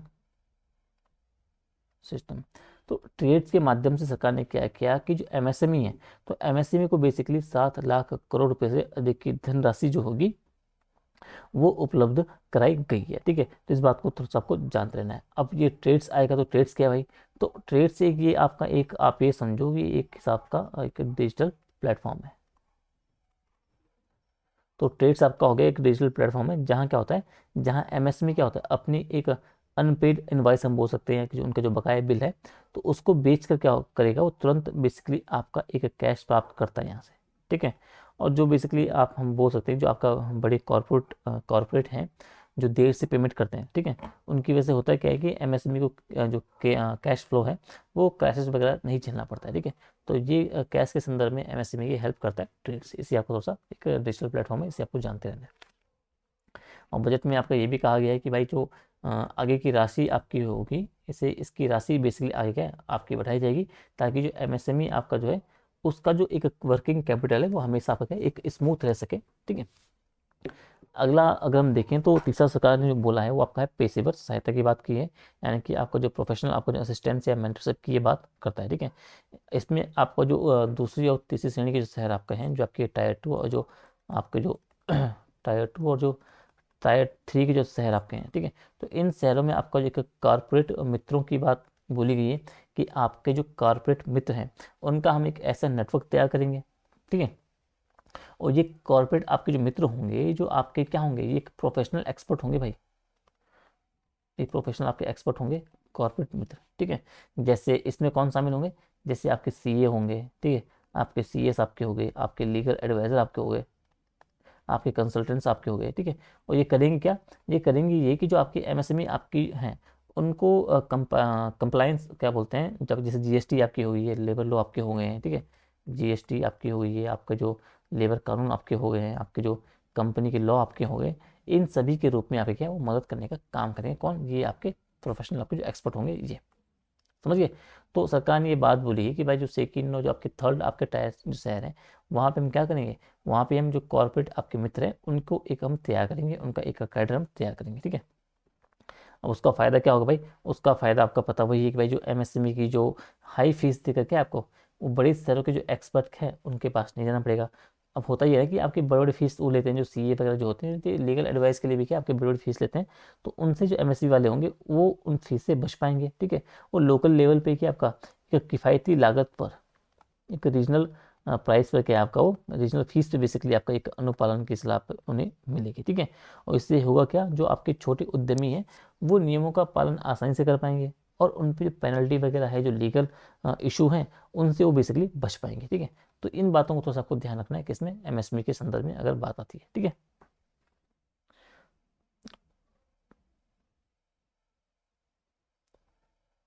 अगला आपका है, ये आपका है रणनीतिक अग्रणी क्षेत्रों में विनिर्माण का विस्तार। तो ये बेसिकली आपका अगर आप देखोगे तो इससे महत्वपूर्ण हिस्सा आपका बजट का है भाई। ठीक है, यहाँ सरकार ने क्या किया, सरकार ने आपका जो 7 रणनीतिक आपके जो और जो फ्रंटियर आपके जो सेक्टर है, उनमें बेसिकली आपका जो मैन्युफैक्चरिंग वाला टारगेट है, तो मैन्युफैक्चरिंग को किस तरीके से आप स्केल अप कर सकते हैं, उसके लिए बेसिकली आपके 7 कदम उठाएं। ठीक है, तो इसका उद्देश्य साफ है भाई, जो आपका क्रिटिकल आपकी टेक्नोलॉजी है उसमें जो हमारी आत्मनिर्भरता है, हमारी जो आत्मनिर्भरता हमारी हो गई है, हमारा जो एक इम्पोर्ट हमारा जो एक निर्भरता है, ठीक है, इनको हमें कम करना है। ठीक है, इनकी जो निर्भरता हमारी बढ़ी हुई है इसको कम करना है, और हाई वैल्यू चेन जो आपकी चेन है उसमें आपका जो ग्लोबल लीडरशिप है और जो विकसित भारत 2047 का लक्ष्य उसे हासिल करने के संदर्भ में आपका जो ये सरकार का एक अच्छा खासा प्रयास है। अगर इसमें आप देखोगे तो इसमें कुछ आपके जो 8 मुख्य पॉइंट्स जो बेसिकली उन्हें आप समझो। ठीक है, 8 ही हैं, हाँ ठीक है, इस पर बातें बोली गई। एक तो ये बोला है कि भाई आपको जो भारत को क्या है, भारत को वैश्विक बायो फार्मा विनिर्माण हब बनाने के लिए बायो फार्मा शक्ति योजना, तो हमने ऊपर पढ़ी भाई आपकी जो बायो फार्मा जो शक्ति योजना आपकी है, ताकि क्या आपका जो इसका फोकस जो बेसिकली आपने देखा भाई जो बायोलॉजिक्स और आपका जो बायो सिमिलर दवाएं हैं उनका पूरा एक इकोसिस्टम हमें तैयार करना है भाई। ठीक है, 3 आपकी 3 NIP आपने देखा, IPR आपने देखा ऊपर, ठीक है। आपने 7 जो मौजूद हैं उनको अपग्रेडेशन आपको देखा। 1000 से प्लस आपके क्लिनिकल ट्रायल सेट्स के बारे में अपने ऊपर देखा, ठीक है। इसके अलावा इसमें CDSO, अपने जो CDSCO जो बेसिकली उसको मौजूद करने की बात देखी है, ठीक है। और भारत अगर आप देखो तो भारत अभी भी क्या है, अभी भी भारत जो क्या है वो जेनरिक आपके जो है जेनरिक्स में बेसिकली आपके नंबर 1 पे आपका काबिज है, ठीक है। और अब क्या है बेसिकली, अब जो है हाई वैल्यू जो बायोफार्मा है उसमें हम शिफ्ट हो रहे हैं। जो कैंसर आपका हो गया, आपका जो ऑटो इम्यून जैसी चीज़ें आपकी हो गई है, डायबिटीज जैसी बीमारियाँ होंगी, उनके लिए क्या है सस्ती और घरेलू दवाएं जो हम पा सकें, जो बना सकें। समझ गए। दूसरा, इंडिया सेमीकंडक्टर इन्वेंशन की बात सरकार बोल रही है भाई। इसका जो आपका 2.0 है जो उसका शुभारंभ जल्द करने की बात बोली गई है, ठीक है। तो इसमें क्या आपका एक तो भाई फुल स्टैक इंडियन IP आपका जो डिज़ाइन की बात बोली गई भाई कि इंडियन क्या करेगा, इंडियन डिज़ाइन हम बनाएंगे। आपका जो इक्विपमेंट की और जो मटेरियल है उसका घरेलू उत्पादन की बात बोली गई है। आपका जो इंडस्ट्री लेड रिसर्च और जो ट्रेनिंग सेंटर की बात मैंने ऊपर पढ़ी है, ठीक है, जिसमें कि 1000 करोड़ रुपए का प्रावधान किया गया है, ठीक है। इसका महत्व क्या होगा भाई, इसका महत्व ये है कि भाई जो हम चिप्स आपकी जो हम बनाते हैं, ठीक है, उसमें जो बातें हैं, भारत अब क्या करेगा, भारत अब सिर्फ चिप असेंबल नहीं करेगा, ठीक है, बल्कि वो डिजाइन से लेकर और सप्लाई तक की भूमिका वो निभाएगा और उसका एक लीडर बनने का काम करेगा, ठीक है। तो इसे भी आपको थोड़ा सा जानते हुए रहना है। तीसरा ये बोर्ड है आपका जो इलेक्ट्रॉनिक्स आपका जो कंपोनेंट्स है, ठीक है। तो इलेक्ट्रॉनिक्स कंपोनेंट आपको जो विनिर्माण योजना है उसके लिए जो परिव्यय आपका है वो 40,000 करोड़ रुपये बढ़ाया गया है, जो पहले आपका 22,000 करोड़ के आसपास था, ठीक है। तो इससे आपको थोड़ा सा देखना है, इसका फोकस आपका वही भाई जो आपका PCB आपका हो गया, डिस्प्ले आपका हो गया, आपका जो सेमीकंडक्टर आपका हो गया है, इन सब जो कंपोनेंट्स हैं इन सभी को बेसिकली हमें लोकलाइजेशन करने की बात बोली गई है। इसमें महत्व क्या है इसका, कि भाई आपका जो मोबाइल EVs आपकी हो गई, डिफेंस आपका हो गया, कंज्यूमर आपके हो गए, इलेक्ट्रॉनिक्स आपके हो गए, इन सब में क्या हमारा इम्पोर्ट जो बेसिकली वो कम हो सके और हम अपने आयात को बढ़ा सके। अगला आपका ही आपका उड़ीसा, केरल, आंध्र प्रदेश, तमिलनाडु, इसमें जो समर्पित रियर अर्थ कॉरिडोर हमने ऊपर देखा वो सेम ही है भाई, ठीक है। रियर अर्थ जो आपका परमानेंट आपका जो मेरिट स्कीम है, तो आपको ये जानना है जो नवंबर 25 में सरकार ने हमने ऊपर देखी ना, जो आपकी रियर अर्थ परमानेंट, हाँ रियर अर्थ जो आपकी परमानेंट आपकी जो मैग्नेट स्कीम थे उसका एक्सटेंशन जो आपका वर्जन आपका ये आपका है रियर अर्थ कॉरिडोर, ठीक है। तो इसको आपको थोड़ा सा देखना है, फोकस आपका जो माइनिंग आपका प्रोसेसिंग आपका रिसर्च मैन्युफैक्चरिंग क्लस्टर इस सब में है, ठीक है। तो इससे आपको थोड़ा देखना है भाई। अगला आपका बोर्ड है 3 समर्पित जो रसायन पार्कों की जो केमिकल पार्क्स की स्थापना की बात बोली गई है, ठीक है। ऐसे आप देखोगे कि भाई जो आपका क्लस्टर बेस्ड आपके एक प्लग एंड प्ले मॉडल पे आपको जो ये होंगे ये समर्पित आपके रसायन पार्क बनेंगे, ठीक है। राज्यों को इसमें सपोर्ट मिलेगा, ठीक है। इसका महत्व ये होगा कि भाई जो आपके स्पेशलिटी केमिकल्स आपके होंगे, जो फाइन केमिकल्स आपके होंगे, उनका उत्पादन हम यहाँ से बढ़ा पाएंगे, ठीक है। एक्सपोर्ट को हम बूस्ट करेंगे, ठीक है, और इम्पोर्ट को हम सब्सटीट्यूशन इसका एक लाएंगे, यानी इम्पोर्ट हम कम करेंगे। छठवां आपका है कि भाई जो निर्माण और जो अवसंरचना है, तो आपका जो निर्माण और जो अवसंरचना उपकरण बेसिकली है उसको बढ़ावा देने के लिए योजनाओं को हमें पेश किया जाएगा, ठीक है। यानी कि भाई जो आपकी हाई वैल्यू और जो आपकी टेक्नोलॉजिकल आपकी एडवांस कंस्ट्रक्शन इक्विपमेंट यानी कि क्रेन, एक्सकेवेटर, रोड मशीनरी आदि जो कुछ भी है, इन सब का क्या है घरेलू मैन्युफैक्चरिंग को क्या हमें बढ़ावा देना है, ठीक है। इसका महत्व क्या है भाई, कि भाई जो इंफ्रा प्रोजेक्ट्स में आपकी होती हैं तो उसमें जो इंफ्रा प्रोजेक्ट्स में जो चलते हैं, तो उन इंफ्रा प्रोजेक्ट्स में क्या जो आपका जो लोकल सप्लाई है, जो लोकल सप्लाई आपका है, ठीक है, जो लोकल सप्लाई चेन बेसिकली है, तो उससे हमें बढ़ाना है ताकि लागत कम हो, हमारी हमारी स्पीड तेज हो सके, इंपोर्ट पे हमारी निर्भरता घट सके, ठीक है। तो इसे आपको थोड़ा सा देख लेना है। और एक इंपॉर्टेंट सातवां आपका है कंटेनर जो विनिर्माण योजना है, इसको थोड़ा देखना है आपको भाई, कि हेतु 5 वर्षों के लिए 10,000 करोड़ रुपए का बजट आवंटन, ठीक है। अब ये क्या है भाई, तो जो कंटेनर विनिर्माण योजना है, ठीक है, यानी कि जो ग्लोबली हम देखेंगे तो ग्लोबली जो अगर हम देखते हैं जो कंटेनर अगर ग्लोबली जो आपका कम्प्लीटली आपका जो कंटेनर जो मैन्युफैक्चरिंग आपका जो इकोसिस्टम है, ठीक है, तो इसमें अगर देखो तो भारत के आप जो कंटेनर विनिर्माण भारत में करेगा इसकी बात इसमें बोली गई है, ठीक है। इसमें अगर आप देखते हो तो अभी भी क्या है, अभी भी लगभग आपका जो 2 मिलियन जो खाली कंटेनर है, खाली तो 2 मिलियन जो खाली कंटेनर है, ठीक है, वो इंपोर्ट होते हैं और ज़्यादातर कहाँ से होते हैं, चीन से, ठीक है। तो इसको सरकार बोल रही है कि इसमें हमें काम करना है, ठीक है। अब कंटेनर आप समझ रहे हो ना, कंटेनर क्या है, जो भाई जो आपके समुद्री तट आपके होते हैं, जो आपके पोर्ट्स होते हैं, वहाँ पे जो आपके सामान वगैरह जो सप्लाई होता है ना, बड़े बड़े देखते हैं जहाज़ों में बड़े बड़े टीन के डब्बे, टीन नहीं, लोहे के डब्बे, कंटेनर टाइप के, तो उन्हीं के संदर्भ में बात बोल रहे हो, ठीक है।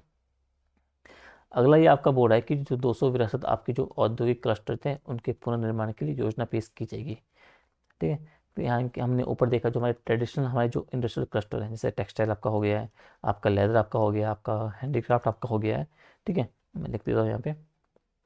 अगर ट्रेडिशनल की हम बात करें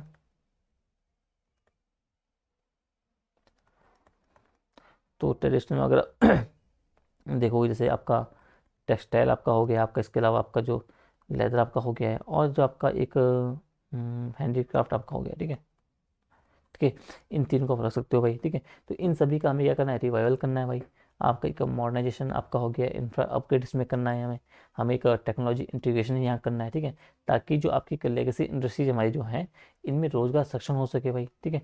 और जो नई ग्रोथ जो है वो ग्रामीण और जो छोटे शहरी हैं, जो छोटे शहर बेसिकली उनकी अर्थव्यवस्था को मजबूत करने का ये काम कर सके, ठीक है। तो इसे आपको थोड़ा सा देखते रहना, ठीक है। तो लेगेसी इंडस्ट्रीज है ये, ठीक है। क्या होता है इस नाम से आपका सवाल आ जाए, तो लेगेसी इंडस्ट्रीज को आपको थोड़ा सा देखते रहना, ठीक है। तो इसमें ये आपका ये है।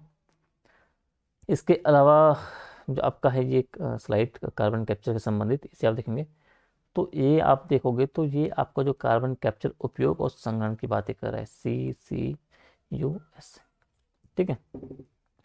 तो इस पे फोकस है, ठीक है। ये क्या है भाई, ये का जो महत्वपूर्ण आपका पर्यावरण और जो इंडस्ट्री है उससे जुड़ा प्लान है भाई, ठीक है। खासकर आप देखोगे तो आपका जो ये होता है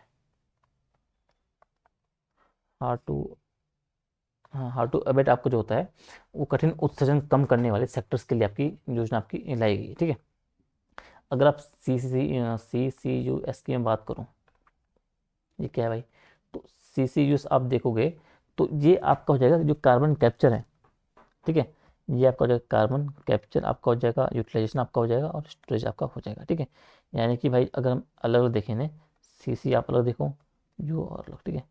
तो कार्बन कैप्चर की बोल रहा है, यानी कि जो उद्योग बेसिकली हैं, तो उद्योगों से आपका जो CO2 गैस वगैरह है, उस गैस को हमें पकड़ना है, उसे कैप्चर करना है, ठीक है। यूटिलाइजेशन की बात कर रहा है भाई, अब कैप्चर की गई जो CO2 है ऊपर की, ठीक है, उसको हमें उपयोग में लाना है। उपयोग में तुम कहाँ ला सकते हो भाई, जैसे हमने सीमेंट में मिलाना आपका हो गया, फ्यूल बनाना आपका हो गया है, इसके अलावा केमिकल प्रोडक्शन में हम इस्तेमाल कर सकते हैं, ठीक है। और अगला आपका स्टोरेज की बात कर रहा है भाई, ठीक है। अब CO2 क्या है, आपका CO2 को अंडरग्राउंड जो आपका है भूगर्भ है उसमें हम सुरक्षित स्टोर करना, ताकि वो वातावरण में ना फैले, वातावरण में ना मिक्स हो, ठीक है। तो इन बातों को थोड़ा सा आपको जानते हुए रहना है, ठीक है। तो निम्न 5 औद्योगिक क्षेत्रों में क्या अनुप्रयोग में उच्च क्षमता स्तर को प्राप्त करने के लिए CCUC तकनीक का उपयोग बढ़ावा, ठीक है। विद्युत, इस्पात, केमिकल, सीमेंट, वही, ठीक है, जो मैं बात कर रहा था, तेल शोधन, जी अगले 5 वर्षों में 20 लाख रुपए का परिव्यय का प्रस्ताव, ये बात बोल रहा है। अब ये तकनीक बेसिकली इन सेक्टर, ये अब CCU ये तकनीक है, तो ये तकनीक उन सेक्टर के लिए जरूरी है जहाँ रिन्यूएबल एनर्जी हमारी जो है, जो इलेक्ट्रिफिकेशन से उत्सर्जन जो होती है उनको कम करना मुश्किल होता है, ठीक है। और भारत का जो हमारा पता ही है, भारत का जो लक्ष्य आपका है 2070 तक का जो नेट जीरो का लक्ष्य है भाई, ठीक है। तो उसके लिए भी क्या आपका, इस लक्ष्य को प्राप्त करने के लिए भी क्या आपका जो CCUS है वो एक बड़ा रोल क्या है आपका हासिल कर सकता है, ठीक है। तो बजट में आपका इसी बात का उल्लेख किया गया है कि भाई जो अगले 5 वर्षों में क्या जो 20,000 करोड़ रुपए है उसका परिव्यय हम प्रस्तावित किया गया है इस चीज़ के लिए, ठीक है। और ये फंड आपका जो होगा वो CCUS जो आपकी तकनीक है उनको स्केल अप करने में, आपका जो हाई रेडीनेस लेवल बेसिकली है, ठीक है, वो हासिल करने, और इसके अलावा जो आपका जो एंड आपका जो यूज एप्लीकेशन है इन सब में आपका लागू होंगे, ठीक है। तो इन्हें आपको थोड़ा सा जाना है, मतलब बेसिकली आप ये जानो कि आपका जो फंड होगा तो जो आपकी CCUS की जो तकनीकें होंगी उन तकनीकों का स्केल करने के संदर्भ में इनका इस्तेमाल किया जाएगा, ठीक है। इसके अलावा हाँ ये तो आपके हो गई हैं, जो हमने देख लिया, ये 5 हो गए ना, विद्युत हो गया, इस्पात हो गया, केमिकल, सीमेंट हो गया, ठीक है। तो ये मतलब 5 ही वो प्रमुख औद्योगिक क्षेत्र हैं, ठीक है। जैसे अगर हम ये बोलोगे तो आपका जो कोयला बेस्ड आपके पावर प्लांट्स हैं उनसे CO2 कैप्चर करना है भाई। दूसरा आप देखोगे तो आपका जो सीमेंट प्रोडक्शन है उसमें आपका क्या है, CO2 आपकी बहुत ज़्यादा निकलती है, ठीक है। तो CCUS क्या है, इसे स्टोर या यूज किया जा सकता है, तीसरा आप देखोगे तो इस्पात, तो स्टील मेकिंग जो होती है उसमें भी आपका हाई उत्सर्जन आपका होता है। ब्लू हाइड्रोजन को आप समझ सकते हो, या CO2 यूटिलाइजेशन से आपकी मदद मिल सकती है। ठीक है। तेल शोधन की बात आप करोगे कि भाई जो आपकी ऑयल रिफाइनिंग आपकी होती है उसमें रिफाइनरीज में आपका जो प्रोसेस होता है, उत्सर्जन कम करने के लिए हम क्या है CCUS का इस्तेमाल कर सकते हैं। और केमिकल्स की आप देखोगे तो भाई जो स्पेशलिटी आपके जो केमिकल हैं उसमें भी आपका CO2 जो है उसको हम रॉ मटेरियल की तरह यूज हम कर सकते हैं। ठीक है। अगला आपका जो एक है इसमें बातें बोली गई थी, इससे आपको देखना है। ठीक है। तो अगला आपका ये है, एक हम्म, तो ये आपका जो है ये है आपका कि भाई जो किसानों की आय बढ़ाने के संदर्भ में बातें बोली गई है। ठीक है। कि भाई किसानों का खैर सरकार का जो लक्ष्य है कि भाई उनका जो सरकार का जो मुख्य लक्ष्य वो है कि किसानों की आय बढ़ाना है भाई। ठीक है। तो किसानों की आय को दोगुना करने की दिशा में और मजबूत कदम जो उठाए जा सकते हैं, जो हमें उठाना है, उसके साथ साथ जो ग्रामीण अर्थव्यवस्था है उसको मजबूत करने की बात बोली गई है। और ये ऐलान जो आपका है वो कृषि आपका हो गया, मत्स्य पालन आपका हो गया, और पशुपालन और जो हॉर्टिकल्चर है उनसे जुड़े हुए हैं। ठीक है। तो इस बात को आपको थोड़ा सा देखना है। अब पहला ये बोर्ड आपका कि भाई 500 जलाशयों और अमृत सरोवरों के एकीकृत विकास की पहल से मत्स्य पालन क्षेत्र को मजबूत करना है। ठीक है। तो जो आपकी अमृत सरोवर स्कीम है जो कि आपकी 2000 आई थिंक 22 में शुरू हुई थी। ठीक है। तो उसके तहत अभी हजारों सरोवर बने हैं भाई। ठीक है। अब 500 जो जलाशय हैं, जो अमृत सरोवर है, उनको एक इंटीग्रेटेड उनका डेवलपमेंट किया जाएगा। ठीक है। मत्स्य पालन आपका हो गया उस वहाँ करने के लिए। ठीक है। दूसरा, इन फोकस पे जो जलाशय जो मत्स्य पालन के लिए जो जलाशय बेसिकली होंगे ये, इनको हम तैयार करेंगे किसके लिए? मत्स्य पालन के लिए, फिशिंग के लिए। ठीक है। पानी की गुणवत्ता की बात कर लो आप, वहाँ जो आपकी फीड सप्लाई की बात हो गई है, अन्य जो चीज़ें वहाँ हो सकती है। मैं तो अगर आप देखो तो भाई जो आपका मत्स्य पालन होगा तो उससे किसानों की क्या होगी, उसकी अतिरिक्त आय बढ़ेगी, रोजगार सृजन आपका होगा। खासकर ग्रामीण क्षेत्रों में आप देखोगे तो हम महिलाओं और जो युवा हैं तो उनके लिए बेसिकली आपकी इंपॉर्टेंस की बढ़ सकती है। ठीक है। अगला बात जो बोल रहा है वो पशुपालन क्षेत्र में उद्यमशीलता विकास से रोजगार अवसर प्रदान करने की बातें बोल रहा है। यानी कि पशुपालन आपको पता ही है कि जो डेयरी आपका हो गया है, आपका मुर्गी पालन आपका हो गया है, आपका बकरी पालन आपका हो गया है। ठीक है। जो भी है इनमें क्या है, आपको उद्यमशीलता को बढ़ावा देना है भाई। ठीक है। मतलब जो छोटे किसान हैं, छोटे किसानों को आपको डेयरी फार्म, पोल्ट्री यूनिट, आपकी जो प्रोसेसिंग यूनिट, इन सबको शुरू करने के लिए आपको ट्रेनिंग देनी है, उन्हें आपको फंडिंग देनी है भाई। ठीक है। आप ट्रेनिंग दोगे, आप फंडिंग दोगे, आप मार्केट लिंकेज उन्हें मुहैया कराओगे। ठीक है। तो इन सब की बातें बोली गई। ठीक है। ताकि जो पशुपालन इन सब चीज़ों से किसानों की आय जो है उसका आय का एक दूसरा स्रोत वो निकल सके, साल भर आय हो सके, क्योंकि जो फसल हमारी है, जो किसान है, उन पर निर्भरता कम होगी उसकी। ठीक है। रोजगार सृजन भी होगा ग्रामीण स्तर पर। तो इस बात को आपको थोड़ा सा जानते हुए रहना है। तीसरा इसमें जो बात बोली गई है वो कोकोनट प्रोत्साहन योजना की बात बोली गई है, इससे आपको थोड़ा सा देखना है। ठीक है। तो ये जो कोकोनट आपका प्रोत्साहन योजना है उत्पादन को बढ़ाएगी और 1 करोड़ किसानों समेत लगभग 3 करोड़ लोगों को क्या है सहायता प्रदान करेगी। अब कोकोनट जो प्रोत्साहन योजना है, ठीक है, इसको मजबूत किया जाएगा भाई। ठीक है। आपका टारगेट क्या होगा इसमें कि भाई जो आपका नारियल उत्पादन है आपको वो बढ़ाना पड़ेगा भाई। ठीक है। नारियल उत्पादन बढ़ाओगे, आपको उसमें वैल्यू एडिशन करना पड़ेगा, वैल्यू एडिशन करना पड़ेगा। ठीक है। कोकोनट ऑयल की बात कर लो आप, कोकोनट मिल्क की बात कर लो, कोकोनट वाटर की बात कर लो, कोकोनट बिस्किट की बात कर लो, जो कुछ भी है। ठीक है। लाभार्थी आपने देख लिए भाई, 1 करोड़ कुल किसान हैं जो कि नारियल उत्पादक हैं, और इसमें जो 3 करोड़ आपके लोग हैं जो कि बाकी प्रोसेसिंग सेक्टर में आपके जुड़े हैं, ट्रेडिंग, लेबर, इन सभी में आपके जुड़े हैं। 2 करोड़ लोग हैं, टोटल आपका 3 करोड़ आपका हो जाएगा। तो महत्व तो अगर आप देखोगे तो महत्व आपका वही है भाई कि जो नारियल है वो मुख्य रूप से क्या है, वो दक्षिण भारत की फसल है। ठीक है। तो दक्षिण भारत में आपका जो केरल, तमिलनाडु, कर्नाटक, आंध्र प्रदेश, इन सब राज्यों में क्या आपका किसानों की आय बढ़ेगी और जो आपका एक्सपोर्ट वहाँ से बढ़ सकेगा। चौथा बोर्ड है आपका भारतीय काजू, आपका जो भारतीय कोको है उसको 2030 तक आपका प्रीमियम आपका ग्लोबल ब्रांड आपको बनाना है। भारतीय आपका जो भारतीय काजू आपका है, जो भारतीय कोको है, उसको प्रीमियम ब्रांड बनाने का लक्ष्य 2030 तक रखा गया है। फोकस इसमें रखा गया है कि भाई जो आपकी क्वालिटी इंप्रूवमेंट किया जाए, आपकी क्वालिटी इंप्रूवमेंट किया जाए, आपका GI टैगिंग किया जाए भाई। ठीक है। आपकी ब्रांडिंग की जाए इसके माध्यम से, आपका जो एक्सपोर्ट है उसको प्रमोशन किया जाए उसका, समझो। और महत्व तो इसका इसलिए है क्योंकि भारत क्या है, भारत दुनिया का सबसे बड़ा काजू उत्पादक है भाई, आपको पता ही है। ठीक है। लेकिन जो आपका प्रोसेस्ड काजू है उसमें कमजोर स्थान उसका घट जाता है। अब काजू उत्पादन में तो पहले स्थान पे, लेकिन जो प्रोसेस्ड काजू है उसमें वो कमजोर होता है। कोको में भी अगर आप देखोगे तो कोको में भी अफ्रीका के बाद जो बड़ा उत्पादक आपको भारत देखने को मिलता है। ठीक है। और प्रीमियम ब्रांड से होगा क्या, किसानों को ज़्यादा जो दाम मिलेगा और उनका एक्सपोर्ट बढ़ेगा और उनकी आय बढ़ेगी। ठीक है। अंतिम आप देखोगे तो राज्य सरकार के साथ मिलकर आपका इंडियन आपका जो सैंडलवुड इकोसिस्टम है उसके गौरव को आपको पुनर्स्थापित आपको करना है। ठीक है। अब इंडियन सैंडलवुड मतलब आप समझ ही गए होंगे कि मैं किसकी बात कर रहा हूँ। ठीक है। तो मैं बात कर रहा हूँ यहाँ की चंदन की। ठीक है। तो आपको जो चंदन इकोसिस्टम है उसका आपको रिवाइवल करना है। ठीक है। आपको राज्य सरकार के साथ मिलकर काम करना है भाई, आपको प्लांटेशन करना है उनके साथ, आपको उनके साथ प्रोटेक्शन करना है, आपको वैल्यू चेन डेवलपमेंट करना है। ठीक है। महत्व तो बढ़ेगा क्या, चंदन आपका जो है मुख्य रूप से आपका क्या है, कर्नाटक में है, आपका तमिलनाडु में है, केरल में है। ठीक है। तो पहले अगर आप देखो तो पहले आपका था ये सरकारी नियंत्रण में। ठीक है। अब क्या है, अब किसानों को इससे क्या है, आपको प्लांटेशन की अनुमति मिल गई है। ठीक है। तो इससे क्या होगा, इससे किसानों की आय में क्या एक बड़ा योगदान होगा। ठीक है। चंदन की कीमत जो है बहुत ज़्यादा होती है, तो इससे आपका जो किसानों क्या है एक अतिरिक्त आय, हम एक बेहतर आय के रूप में इसे हम देख सकते हैं। ठीक है। तो इन्हें आपको थोड़ा सा देखते हुए रहना है। ठीक है। अब इसमें कुछ और है। तो इसमें जो बात अब है, एक लास्ट आपका जो है दिव्यांगजन सशक्तिकरण के बारे में बात बोल रहा है। ठीक है। तो इसे आप देखोगे तो ये सरकार का फोकस ये है कि जो दिव्यांगजन है बेसिकली उनको सिर्फ सहायता नहीं, तो अब दिव्यांगजनों को हमें जो तैयार करना है वो बिल्कुल एक आर्थिक रूप से उन्हें स्वावलंबी हमें बनाना है। आर्थिक रूप से क्या बनाना है हमें, स्वावलंबी हमें बनाना है। ठीक है। और जो एक समावेशी समाज है, समावेशी समाज, ठीक है, उसका हिस्सा में इन्हें बनाना है। ठीक है। तो ये बेसिकली आपका अगर हम देखेंगे तो इसे हम देखेंगे एक सामाजिक न्याय और जो आपका इंक्लूसिव ग्रोथ है उससे जुड़ा हुआ एक महत्वपूर्ण ऐलान अगर सरकार का है तो वो आपका वो यही है। ठीक है। तो इसमें दो बातों की बात उल्लेख किया गया सरकार के द्वारा, एक तो दिव्यांगजन कौशल योजना की बात बोली गई है। ठीक है। और एक दिव्यांग सहारा योजना की बात बोली गई है।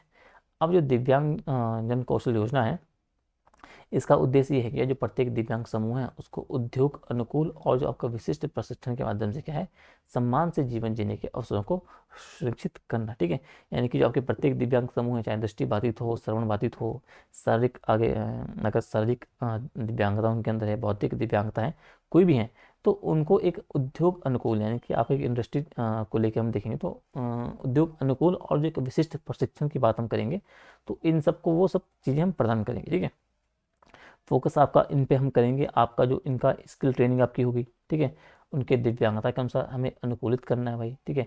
एग्जाम्पल हम अगर देखें तो दृष्टि बाधितों के लिए क्या हम एक ऑडियो बेस्ड ट्रेनिंग हम शुरू कर सकते हैं। अगर शारीरिक दिव्यांगता है तो उनके लिए हम क्या है एक सिटिंग जॉब्स की ऐसा हम कुछ प्रावधान कर सकते हैं, उनका जो ऐसे इस तरीके का अरेंजमेंट कुछ कर सकते हैं। तो कहने का मतलब है जो भाई जो दिव्यांग लोग हैं उनके अनुसार क्या है एक अनुकूलित हमें करना है। ठीक है। ट्रेनिंग स्किल्स को। दूसरा इसमें, हाँ, फिर इसमें एक ये भी है कि भाई जो करने के बाद प्रशिक्षण के बाद क्या है, प्रशिक्षण के बाद क्या है एक समान जो अवसर है वो सुनिश्चित करेगा। मतलब रोजगार की बात आप कर लो भाई, आप रोजगार को देखो, आप स्वरोजगार को देखो, इन सब में उद्यमिता, इन सब में उनकी भागीदारी को बढ़ावा मिलेगा। ठीक है। और जो अगर हम इनका महत्व इस योजना का इसलिए भी है क्योंकि अगर वर्तमान में आप देखोगे तो अभी भी जो रोजगार क्षेत्र है तो उसमें जो दिव्यांगजन है वो बहुत ही कम उनका एक परसेंटेज आपको रखते हैं, प्रतिशत तो बहुत ही कम है, केवल 2 से 3% के आसपास ये संगठित क्षेत्र में आपको देखने को मिलते हैं। ठीक है। और ये योजना बेसिकली आपका समावेशी रोजगार है उसको बढ़ावा देगी। ठीक है। और अगर ये समावेशी रोजगार को बढ़ावा देगी, जैसे कि आपका पीएलआई स्कीम की बात करो, आप एमएसएमई स्टार्टअप इन सब की बात करो, तो अगर आप मैं लिख दूँ यहाँ पे पीएलआई स्कीम आपकी हो गई है, आपका एमएसएमई की बात हो गई है, आपका स्टार्टअप की बात आपकी हो गई है। ठीक है। तो इन सभी में क्या है, आपको दिव्यांगजन जो है उनकी भागीदारी को आपको बढ़ाना है। ठीक है। और लिंक अगर आप देखोगे तो आपका जो एक राष्ट्रीय दिव्यांगजन सशक्तिकरण योजना है और जो स्किल इंडिया है उनसे भी इसे आप जोड़ के देख सकते हो, इससे भी आपकी चीज़ें आपकी जुड़ी हुई है। ठीक है। अगला इसमें जो आपका है वो आपका है दिव्यांग सहारा योजना। अब ये क्या है भाई, अब इसका मुख्य फोकस आप देखोगे तो आर्टिफिशियल आपका जो limbs manufacturing corporation of India ALIMCO को जो है वो सहायक उपकरणों को उत्पादन को बढ़ाने, अनुसंधान और जो विकास में निवेश और एआई के एकीकरण हेतु, एआई से एकीकरण हेतु सहायता। ठीक है।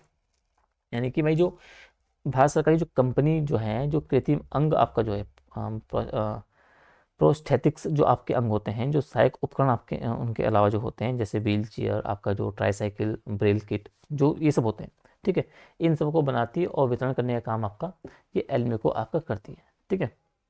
अब बजट में ये बात बोली गई है कि भाई जो एल्मेको आपका है, ठीक है, तो इनको सहायक उपकरण जो बेसिकली है उनको उत्पादन बढ़ाने के लिए क्या है, सहायता दी जाएगी, ठीक है। सहायता कैसे, R&D में निवेश किया जाएगा, अनुसंधान और विकास में। आपका जो AI है और जो आपका IoT आपका हो गया, इंटरनेट ऑफ जो थिंग्स आपका हो गया, ठीक है, तो इनका एकीकरण किया जाएगा। मतलब आप स्मार्ट प्रोस्थेटिक्स जो बेसिकली है, ठीक है, जैसे AI से कंट्रोल होने वाले हम बोल सकते हैं हाथ पैर, या फिर हम बोल सकते हैं कि सेंसर बेस्ड उपकरण की हम बात कर सकते हैं, तो इनमें वो सब काम करेंगे, ठीक है। तो अगर जब मैं बात यहाँ पे कर रहा हूँ, बोलते बोलते मुँह थक गया मेरा, ठीक है, मैं रहता हूँ।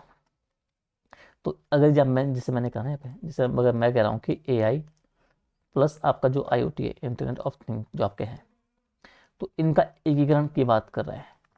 यानी कि भाई आप क्या एक स्मार्ट, आप क्या है, कृत्रिम अंग बनाओगे। स्मार्ट कृत्रिम अंग बनाना मतलब कैसे, जैसे AI से कंट्रोल होने वाले हाथ पैर की बात करो भाई, AI से कंट्रोल हाथ पैर की बात आप करो, अगर आप बोलो सेंसर बेस्ड उपकरण की बात आप करो, ठीक है। तो इनके पर्सपेक्टिव से आपको थोड़ा सा महत्व हो जाएगा, ठीक है। और इसका महत्व इसलिए भी है क्योंकि आपका जो एल्मिको है उसकी क्षमता भी सीमित है, ठीक है। डिमांड वहाँ ज़्यादा है, सप्लाई कम है भाई, ठीक है। तो AI से अगर एकीकरण होता है तो उपकरण ज़्यादा स्मार्ट बनेंगे, ज़्यादा सस्ते बनेंगे, ज़्यादा यूज़र फ्रेंडली बनेंगे, ठीक है। एग्जाम्पल, आपने AI से चलने वाली अपनी व्हील चेयर बना दी भाई, ठीक है। आपने कृत्रिम आर्म बना दिया जो मूवमेंट सीख ले, ठीक है। तो इससे जो दिव्यांगजन है उनकी जो गुणवत्ता होगी जीवन, जो गुणवत्ता जीवन बेसिकली होगा उनका, वो सुधरेगा, ठीक है। एक उनका जो स्वावलंबन होगा वो बढ़ेगा, ठीक है। तो इसलिए आप जो देखोगे तो समग्र रूप से अगर आप देखोगे इन दोनों योजनाओं को, तो ये दोनों योजनाएं आपकी जो है क्या, वो दिव्यांगजन अधिकार अधिनियम आपका जो 2016 है उसके अनुरूप है, ठीक है। तो इसे आपको थोड़ा सा देखते हुए रहना है, ठीक है। तो ये कुछ बातें थी आपके बजट को लेके जो मैं शेयर करना चाह रहा था आपके साथ, महत्वपूर्ण, ठीक है। और बजट का सार आपका यही है, इससे बजट में आपको इन्हीं बातों पे फोकस किया गया है, ठीक है। तो ये आपको अगर देखना है आपके मेंस के लिए कितना इंपॉर्टेंट आपकी रह सकती है और आपके टॉपिक कहाँ कहाँ, ठीक है। MSCB का वाला हो गया, जो बाकी चीज़ें उन सबको आप देख लीजिएगा, ठीक है। इसके अलावा मैं ये करूँगा कि जो बजट को लेके कुछ महत्वपूर्ण वन लाइनर या इंपॉर्टेंट टॉपिक्स में या फिर क्वेश्चन कैसे बन सकते हैं ऑब्जेक्टिव वाले, ठीक है, या इंपॉर्टेंट आपके जो टर्मिनोलॉजी बजट को लेके है, तो उन पे भी हम काम करेंगे, उनको लेके मैं एक डेडिकेटेड क्लास आपको दे दूंगा, ठीक है। कि भाई जो टर्म्स जो हैं बजट को लेके जो चर्चा में आ गई थी, और उनसे फिर आपका जो स्टैटिक पार्ट आपका जो एक जुड़ सकता है, स्टैटिक पार्ट का जो कनेक्शन बैठता है, उनको मिला के मैं एक क्लास दूंगा। वो आपके फिर पेपर में इंपॉर्टेंट आपके रह सकती है, उन टर्म्स को लेकर आपका सवाल बन सकता है, ठीक है। तो इस क्लास में आपका इतना ही है। आई होप कि आपको क्लास पसंद आई होगी। वीडियो को लाइक से कमेंट जरूर करें अगर वीडियो आपको पसंद आ रही है, अगर आपको इससे फ़ायदा मिल रहा है। बाकी मिलेंगे आपको अगली क्लास में जल्दी। तब तक के लिए ध्यान रखिए, अपना अच्छे से ध्यान रखिए, अच्छे से पढ़िए, अच्छे से आंसर राइटिंग करिए। मिलते हैं अगली क्लास में, तब तक के टाटा, गुड बाय।